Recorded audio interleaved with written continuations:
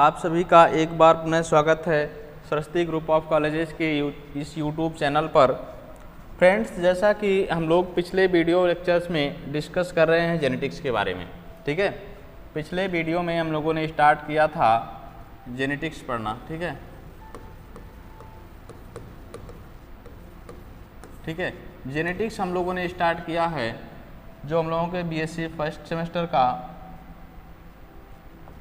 Semester के unit 5 की बात में हम लोग कर रहे हैं। 5वें यूनिट की बात कर रहे हैं हम लोग, ठीक है। इस 5वें यूनिट्स का जो नाम है यानी मेंडलिज्म एंड सेक्स डिटर्मिनेशन, उसमें से हम लोग मेंडलिज्म को डिस्कस कर रहे हैं। जनरली जेनेटिक्स के अंतर्गत मेंडलिज्म को डिस्कस कर रहे हैं। तो उसमें हम लोगों ने देख लिया था, जनरल इंट्रोडक्शन देख लिया था। इसके अलावा हम लोगों ने वहाँ पर टेस्ट क्रॉस और बैक क्रॉस भी देख लिया था। Test cross and back cross, ठीक है। टेस्ट क्रॉस और बैक क्रॉस को भी हम लोगों ने डिस्कशन में ले लिया था, ठीक है। आज हम लोग इस वीडियो में मेंडल के जो एक्सपेरिमेंट थे उसको डिस्कस करेंगे, ठीक है। तो इनका मोनोहाइब्रिड का एक्सपेरिमेंट किस तरह से था, डाइहाइब्रिड किस तरह से था, तो जनरली हम लोग आज यहाँ पर मोनोहाइब्रिड को डिस्कस करेंगे, ठीक है। मोनोहाइब्रिड को,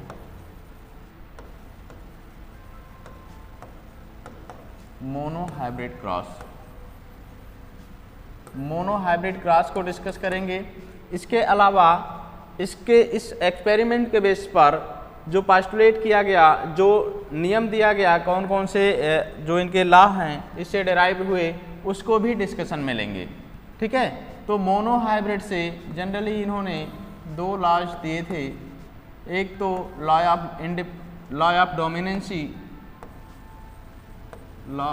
डोमिनेंसी, ठीक है। दूसरा था law of independent assortment, law of segregation,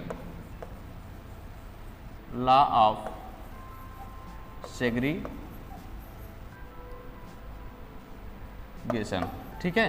तो ये दोनों लॉ इन्होंने अपने इस फर्स्ट एक्सपेरिमेंट के बेसिस पर दिया था, ठीक है। तो चलिए हम लोग इसी को डिस्कस कर लेते हैं, ठीक है।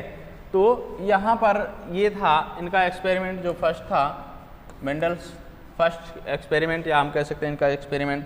तो इन्होंने किया क्या था कि जब एक जोड़ी कैरेक्टर्स को इन्होंने ध्यान में रख करके, एक पेयर्स जो कॉन्ट्रैक्टिंग कैरेक्टर था उसको ध्यान में रख करके जब इन्होंने क्रॉस कराया तो उसी को इन्होंने टर्म क्या दिया, मोनोहाइब्रिड क्रॉस। मोनोहाइब्रिड क्रॉस में क्या था, 1 पेयर ऑफ कॉन्ट्रास्टिंग कैरेक्टर। तो यहाँ पर हम लोग देख लेते हैं, मेंडल्स क्रॉस 2 वेरिएंट्स, मेंडल ने क्रॉस कराया 2 variants that differ in only 1 pair of one trait. यानी कि यहाँ पर क्या था कि ऐसे वेरिएंट्स इन्होंने लिया जिसके पास 2 अलग अलग कैरेक्टर्स, जिसमें जो डिफरेंट कैरेक्टर्स देखने को मिला वो केवल एक ही था, ठीक है। यानी हम ये कह सकते हैं 1 पेयर कॉन्ट्रास्टिंग कैरेक्टर, ठीक है। अब ये 1 पेयर क्या था, ये हाइट हो सकती है, या फिर कोई शेप हो सकता है, या हम कलर भी हो सकता है, ठीक है, कलर हो सकता है। तो इनमें से जब केवल किसी एक कैरेक्टर को ही लिया जाए, जब किसी एक कैरेक्टर को ही ध्यान में रख करके क्रॉस कराया जाता है तो उसे हम क्या टर्म देते हैं, तो उसे टर्म देते हैं मोनोहाइब्रिड क्रॉस। उसे क्या टर्म दिया जाता है, मोनोहाइब्रिड क्रॉस, ठीक है। तो यहीं पर लिखा है, यानी कि मेंडल्स ने क्या किया, Mendel's cross 2 variants that differ in only 1 trait. एक ही कैरेक्टर्स में वो डिफर करते थे। This is term A monohybrid cross and differences in just 1 characters between the parents. जो भी पेरेंट्स थे उनमें एक ही कैरेक्टर का डिफरेंस था। तो यहाँ पर जनरली कौन सा एक ही कैरेक्टर यूज किया जाता है। एग्जाम्पल के लिए अगर हम लोग यहाँ पर देखें, जैसे हाइट है, ठीक है, हाइट को ले लिया तो यहाँ पर हाइट केवल एक ही कैरेक्टर है, बट इसके दो कॉन्ट्रास्टिंग हैं। कॉन्ट्रास्टिंग क्या हो सकता है, हाइट या तो क्या हो सकता है, ये लॉन्ग हो सकता है, हाइट या तो फिर ये कैसा हो सकता है, लॉन्ग हो सकता है, ठीक है, या फिर डॉर्फ हो सकता है, ठीक है। तो ये कैरेक्टर्स हुए। या अगर दूसरा कैरेक्टर हम लेते हैं, इसको नहीं मान लो लेते हैं, तो हम क्या करेंगे, किसी सीड का शेप ले लेंगे। सीड का क्या ले लेंगे, शेप ले लिए, ठीक है, या हम कलर ले लिए। तो जब केवल एक ही कैरेक्टर को ध्यान में रख करके हम क्रॉस करवाते हैं तो उसे हम क्या कहते हैं, मोनो हाइब्रिड क्रॉस कहते हैं। ऐसे क्रॉस को क्या कहा जाता है, मोनो हाइब्रिड क्रॉस कहा जाता है, ठीक है। तो इनका एक्सपेरिमेंट इस तरह से था, इन्होंने अपने मोनो हाइब्रिड क्रॉस में क्या किया था, मोनो हाइब्रिड क्रॉस में इन्होंने ऐसे प्लांट को चूज किया था। एक इन्होंने टाल प्लांट लिया, ठीक है, मोनो अपने फर्स्ट एक्सपेरिमेंट में इन्होंने, यानी जो इनका मोनो हाइब्रिड क्रॉस था, ठीक है, इस मोनो हाइब्रिड क्रॉस में इन्होंने ऐसे प्लांट को चूज किया, एक लंबा पौधा था यानी एक टाल प्लांट लिया और दूसरा डॉर्फ प्लांट लिया, ठीक है। ये टाल पी प्लांट है, पी प्लांट, और इसका क्रॉस इन्होंने डॉर्फ पी प्लांट से करा दिया। इसका क्रॉस इन्होंने क्या किया, डॉर्फ पी प्लांट से करा दिया। तो जो इन्हें F1 जनरेशन में सीड मिले, F1 जनरेशन में जो भी इन्हें सीड मिले वो कैसे मिले, ठीक है, F1 जनरेशन में कुछ सीड इन्हें प्राप्त हुआ, ठीक है। अब वो सीड जो इन्हें प्राप्त हुआ वो सारे के सारे कैसे आए, हाइब्रिड आए। वो सारे के सारे जो भी प्लांट्स यहाँ पर आए F1 जनरेशन में वो कैसे थे, हाइब्रिड थे। यानी ये जो प्लांट इन्हें मिले F1 जनरेशन में ये हाइब्रिड और टाल थे, हाइब्रिड एंड टॉल, ठीक है। फिर क्या किया इन्होंने, इसी दो जो यहाँ पर F1 जनरेशन इन्हें मिली उन्हीं का आपस में सेल्फ क्रॉस करा दिए। पहले तो इन्होंने क्या कराया, पहले इन्होंने सेल्फ क्रॉस नहीं कराया था बल्कि क्रॉस फर्टिलाइजेशन करवाया था या क्रॉस पॉलिनेशन करवाया था। फिर सेकंड में क्या किया, इन्होंने सेल्फ फर्टिलाइजेशन करवाया या सेल्फ पॉलिनेशन करवाया। तो जब इन दोनों का आपस में क्रॉस हुआ, ठीक है, तो क्रॉस कराया गया तो F1 प्रोजेनी में मिलने वाले जितने भी सीड थे, ठीक है, उनका रेशियो क्या आया, उनका रेशियो आया 3:1 वहाँ पर। यानी जो इनका रेशियो आया F2 जनरेशन में 3:1 का आया, 3:1, ठीक है। जिसमें से क्या थे, यानी 3 प्लांट यहाँ पर लॉन्ग थे, ये आप देख पा रहे हैं 3 प्लांट लॉन्ग थे, यानी टाल कह सकते हैं। 3 प्लांट जो थे वो टाल थे, जबकि एक प्लांट कैसा था, डॉर्फ था, ठीक है, एक प्लांट कैसा था, डॉर्फ था। अब फिर क्या किया इन्होंने, अगेन इनका सेल्फ क्रॉस ही करवाने दिया और इन्हें एक तीसरी पीढ़ी मिली, ठीक है। तो नेक्स्ट जनरेशन में इन्हें क्या मिला, नेक्स्ट जनरेशन में भी इनका जो रेशियो आया 3:1 के रेशियो में आया, ठीक है। तो अब इसके बेसिस पर इन्होंने एक्सप्लेनेशन क्या दिया, चलिए एक बार फिर से हम लोग पढ़ लेते हैं। हमने कहा कि इन्होंने अपने एक्सपेरिमेंट में, मोनो हाइब्रिड के एक्सपेरिमेंट में क्या लिया था, 2 अलग अलग वेरिएंट्स के प्लांट लिए थे, जिसमें एक ही कैरेक्टर उन्होंने एक बार में चूज किया। और वो कैरेक्टर क्या लिया इन्होंने, कैरेक्टर जो उन्होंने लिया, प्लांट की हाइट ली, ठीक है। अब इस हाइट के बेसिस पर इन्होंने एक ऐसा प्लांट लिया जिसकी हाइट जो है वो टाल थी, हाइट जो है वो टाल था, और दूसरे प्लांट का हाइट कैसा था, डॉर्फ था, ठीक है। दूसरे प्लांट का हाइट कैसा था, डॉर्फ था। तो जब इन्होंने क्रॉस कराया तो इन्हें जो F1 जनरेशन मिला, F1 जनरेशन में मिलने वाले जितने भी प्लांट थे वो कैसे मिले, या जो सीड थे वो कैसे हुए, हाइब्रिड और टाल हुए, ठीक है। फिर क्या किया इन्होंने, F1 जनरेशन का आपस में क्या कराया, सेल्फ क्रॉस कराया या सेल्फ फर्टिलाइजेशन कराया। ठीक है। F1 जनरेशन में जब इन्होंने सेल्फ फर्टिलाइजेशन करवाया तो इससे मिलने वाले जो भी सीड थे वो सब के सब कैसे थे, उनमें जो रेशियो आया 3:1 के रेशियो में आया, ठीक है। उनका जो फिनोटिपिक रेशियो आया वो 3:1 के रेशियो में आया, जिसमें से 3 प्लांट क्या थे, लॉन्ग थे, और 1 प्लांट क्या था, डॉर्फ था, ठीक है। ये डॉर्फ था जबकि ये तीनों क्या थे, लॉन्ग थे, ठीक है। अब क्या किया इन्होंने, इस F2 जनरेशन का भी क्या कराया, सेल्फ क्रॉस ही करवाया, तो उन्हें जो अगली जनरेशन मिली उनमें भी ये इस तरह की कंडीशन देखने को मिला, ठीक है।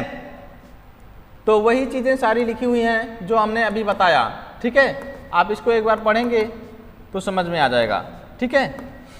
तो अब इससे इन्होंने रिजल्ट क्या निकाला, तो इनका रिजल्ट जो आया, अगर हम इसी को एक इस फ्लो चार्ट में देखें तो देखिए इधर हम लोगों ने क्या लिया, एक टाल प्लांट लिया, टाल प्लांट, टाल प्लांट,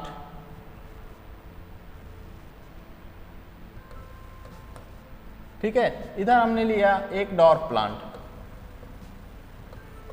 डॉर्फ प्लांट, ठीक है। अब क्या किया, इसमें से मान लो एक मेल लिया और दूसरा हमने क्या लिया, फीमेल लिया, दूसरा फीमेल लिया।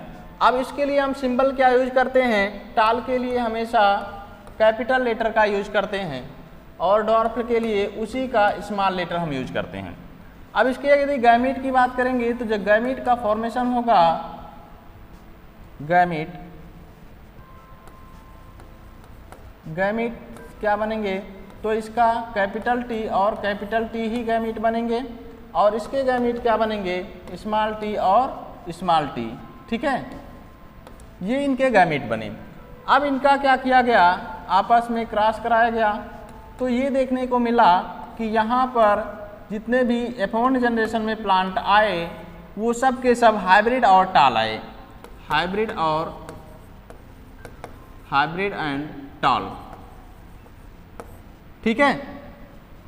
अब ये तो मान लो पेरेंटल जनरेशन था, ये हमारा F1 जनरेशन है।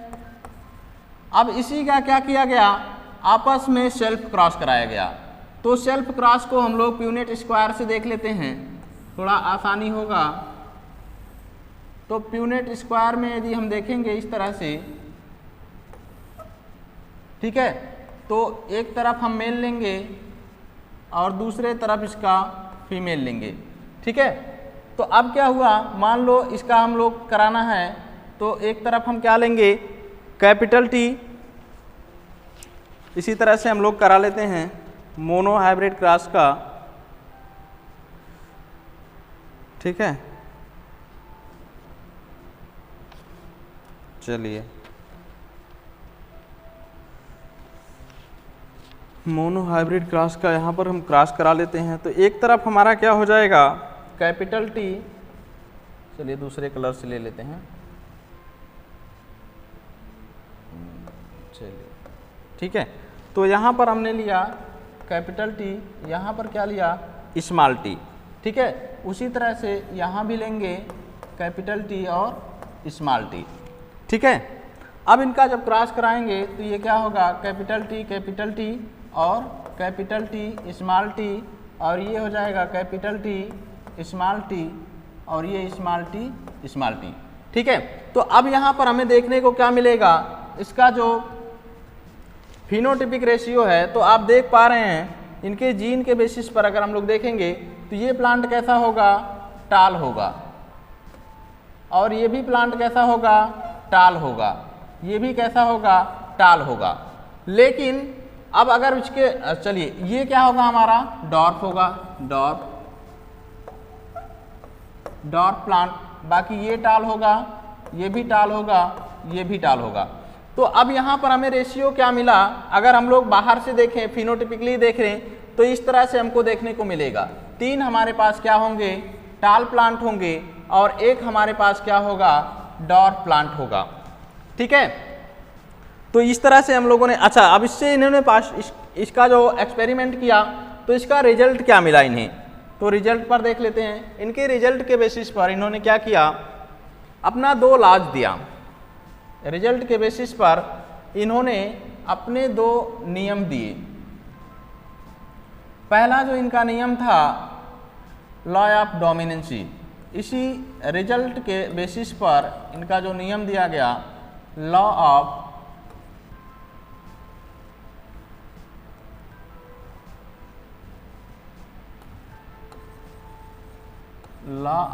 डोमिनेंसी।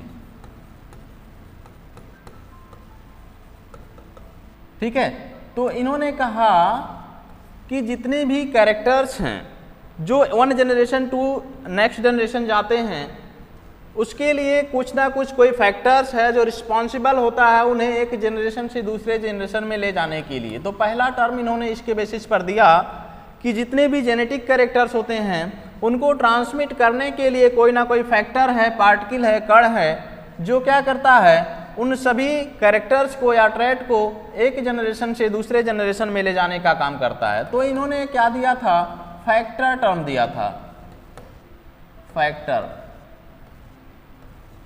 ठीक है, इन्होंने कहा कि कोई फैक्टर है या पार्टिकल है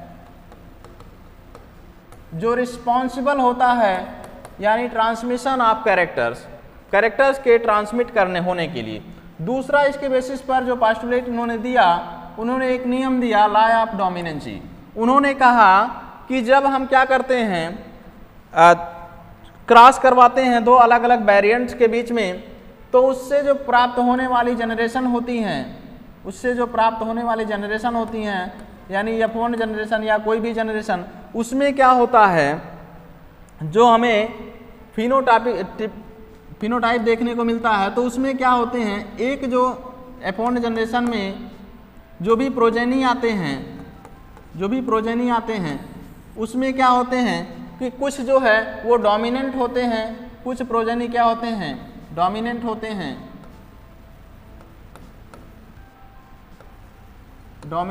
हैं, और कुछ क्या होते हैं, रेसेसिव होते हैं।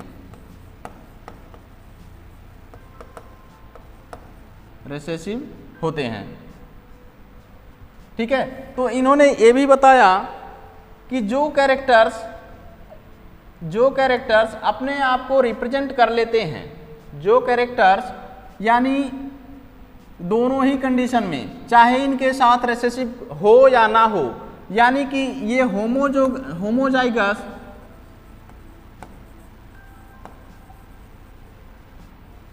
या फिर हेटेरोजाइगस, दोनों ही कंडीशन में अपने आप को क्या करते हैं, एक्सप्रेस कर लेते हैं। ठीक है, तो ऐसे कैरेक्टर्स को हम क्या कहते हैं, डोमिनेंट कैरेक्टर कहते हैं। जबकि वो कैरेक्टर्स जो डोमिनेंट कैरेक्टर के प्रेजेंस में अपने आप को रिप्रेजेंट नहीं कर पाते हैं, not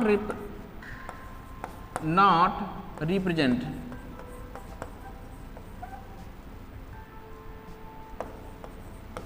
itself in presence of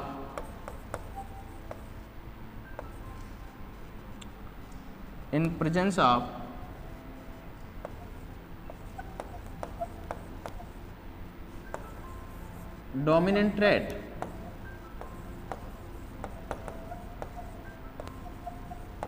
ठीक है, तो डोमिनेंट ट्रेट के प्रेजेंस में अपने आप को जो एक्सप्रेस नहीं कर पाते उन्हें हम रेसेसिव कैरेक्टर्स कहते हैं, रेसेसिव ट्रेट कहते हैं। और जो होमोजाइगस और हेटेरोजाइगस दोनों ही कंडीशन में अपने आप को एक्सप्रेस कर पाते हैं उन्हें हम डोमिनेंट कहते हैं। तो ये इनका लॉज था, इसके बेसिस पर इन्होंने दिया था। ठीक है, तो ये अपने आप को एक्सप्रेस कब कर पाएंगे, ये अपने आप को एक्सप्रेस कर पाते हैं ओनली और ओनली होमोजाइगस कंडीशन में,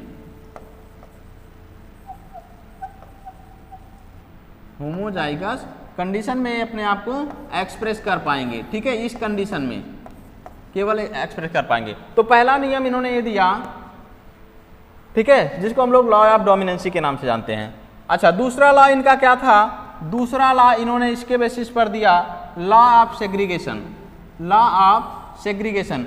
इसमें इन्होंने ये बताया कि during gamete formation the pair factor यानी कि जिसको मेंडल्स ने फैक्टर नाम दिया था, segregate randomly so that half of the gametes receive one factor and other half of the gamete receives other factor। ठीक है, तो इन्होंने बताया कि जो दूसरा नियम इन्होंने दिया लॉ ऑफ सेग्रीगेशन, ये कहता है कि कोई भी कैरेक्टर कितने ही समय के लिए दूसरे जीन कॉम्बिनेशन के साथ क्यों ना हो, पर उनमें कोई बदलाव नहीं होता, कोई चेंजिंग नहीं होती, और जब भी गैमीट फॉर्मेशन होता है तो वो उस कॉम्बिनेशन से सेपरेट होकर के दो अलग अलग कैरेक्टर्स का फॉर्मेशन करते हैं।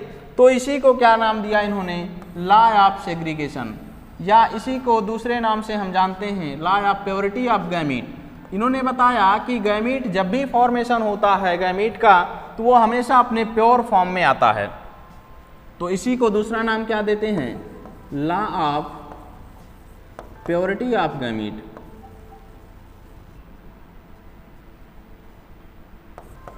प्योरिटी ऑफ गैमीट,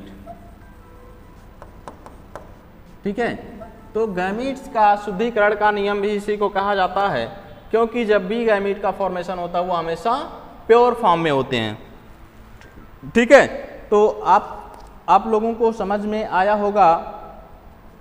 ठीक है, तो हम लोगों ने देखा, अच्छा, मोनो हाइब्रिड क्रॉस में जो भी रेशियो आया उसे हमने बताया कि कितना आया। अगर हम फिनोटाइप बाहर से देखें, दृश्य रूप से देखें, तो फिनोटाइपिक रेशियो कितना आया था,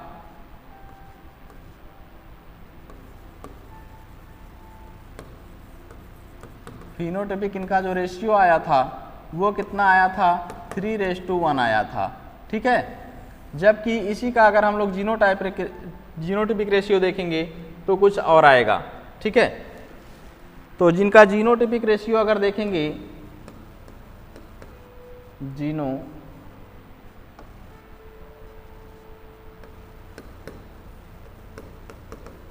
रेशियो, तो जीनोटाइपिक रेशियो इनका क्या आएगा, इनका जीनोटाइपिक रेशियो आएगा 1:2:1।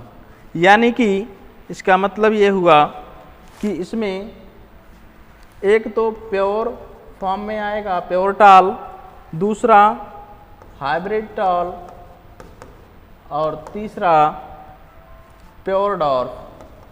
ठीक है, तो ये इनका जीनोटाइपिक रेशियो आएगा। और यहाँ क्या होगा, इसको हम भी अगर रिप्रेजेंट कर लें तो ये कुछ इस तरह से आएगा, कैपिटल टी इसमें होगा। चलिए फिनोटाइपिक यहाँ पर नहीं देखेंगे, चलिए रहने। ठीक है, तो आप सभी को समझ में आया होगा ये। अच्छा, उसी के बेसिस पर इन्होंने कुछ फैक्टर्स दिया था, तो उसको भी देख लेते हैं। इंट्रोड्यूस किया था कुछ टर्मिनोलॉजी, तो इसको भी देख लेते हैं। मेंडल्स ने क्या यूज किया था, Mendel's factor are known as या कॉल्ड एज नाउ कॉल्ड, इसी को जीन कहा जाता है। तो मेंडल्स ने जो ये फैक्टर बात कर रहे थे, बाद में जॉनसन ने इसको डिस्कवर किया कि जो मेंडल्स पहले फैक्टर कहा करते थे वही रिस्पॉन्सिबल होता है जीन के किसी भी कैरेक्टर के ट्रांसमिशन के लिए, और जॉनसन ने इसको जो है क्या दिया नाम, जीन दिया। दूसरा एलील क्या होते हैं, एलील एक ही कैरेक्टर्स के एक ही जो कैरेक्टर होते हैं उनके दो अलग अलग विपरीत रूपों को, उनके कॉन्ट्रास्टिंग को क्या कहा जाता है, एलील कहा जाता है। तो एलील्स हैं क्या, आर द डिफरेंट वर्जिन, वो क्या हैं, different virgin of the same gene. इसी सेम जीन का ये डिफरेंट वर्जिन्स होते हैं। जैसे आप देखते हैं ब्लू आई, ब्राउन आई, ग्रीन आई, तो ये सब क्या हैं, यहाँ पर जीन क्या है, जीन जो है अगर हम लोग देखेंगे तो उसका कलर यानी आई का कलर है। ठीक है, जबकि वो क्या है, अलग अलग वेरिएंट्स के देखने को मिलते हैं। तो एक ही जीन के जो तुलनात्मक रूप होते हैं उसी को ही हम क्या कहते हैं, उसी को हम एलील कहा जाता है। ठीक है, नेक्स्ट जो है, in individuals with 2 identical allele is term as homozygous. Homozygous condition क्या होती है, जब किसी भी जीन के दोनों एलील क्या हों, जब किसी भी जीन के both allele are identical, both allele are identical, अगर दोनों एलील इसके क्या हों, दोनों एलील्स क्या हों, सेम हों, आइडेंटिकल हों। जैसे हम ये देखते हैं, ठीक है, कैपिटल टी या फिर स्मॉल टी, तो इस कंडीशन में इसे हम क्या कहते हैं, होमोजाइगस कहते हैं। इस कंडीशन में इसे क्या कहा जाता है, होमोजाइगस। जब दोनों individuals with two different alleles, जब उसके पास डिफरेंट एलील हो तो इसे हम क्या कहते हैं, हेटेरोजाइगस कंडीशन कहते हैं। जैसे ग्रीन जीन हो गया और ब्लू जीन हो गया। तो हेटेरोजाइगस क्या होता है, इसको हम लोग देखेंगे। इसका एग्जाम्पल जैसे कैपिटल टी स्मॉल टी है, ठीक है। तो ये क्या है, हेटेरोजाइगस कंडीशन है इसकी। इसके अलावा फिनोटाइप, जीनोटाइप क्या है, genotype refers to specific allele compositions of an individual. जैसे ये देख पा रहे हैं आप, capital G small G capital G, तो जो भी उसका जीन रूप होता है जिसे हम बाहर से देख करके आइडेंटिफाई नहीं कर सकते, तो उसे हम क्या कहते हैं, जीनोटाइप कहते हैं। जबकि जो फिर उसका दृश्य रूप होता है, बाहरी अपीयरेंस होता है, आउटर अपीयरेंस होता है, तो उसे हम क्या कहते हैं, फिनोटाइपिक। जैसे हम बाहर से ही देख करके ब्लू आई, ब्राउन आई, लंबा पौधा, छोटा पौधा, ये सब देख करके बाहर से ही अगर किसी को बता देते हैं तो वो क्या कहलाता है, उसका फिनोटाइप कहलाता है। ठीक है, तो आज के वीडियो में इतना ही, मिलते हैं अगले वीडियो में। तब तक के लिए धन्यवाद आप सभी को।